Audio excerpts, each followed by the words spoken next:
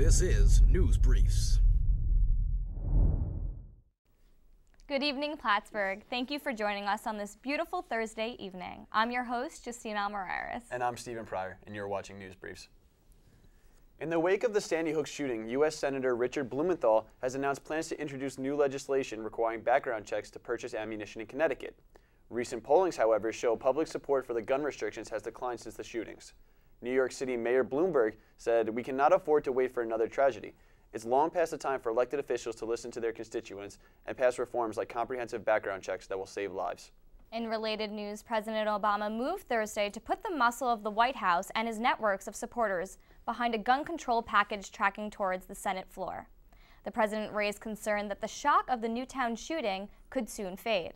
Republican Senator Mike Lee of Utah suggested that the president was exploiting the Newtown tragedy.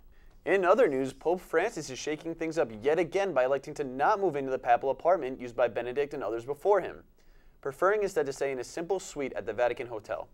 Perhaps more unusual is that he will wash the feet of 12 prisoners at a youth detention center in Rome as part of a Holy Thursday ahead of Easter. The act of foot washing is part of a Christian tradition that mirrors Jesus washing the feet of his disciples.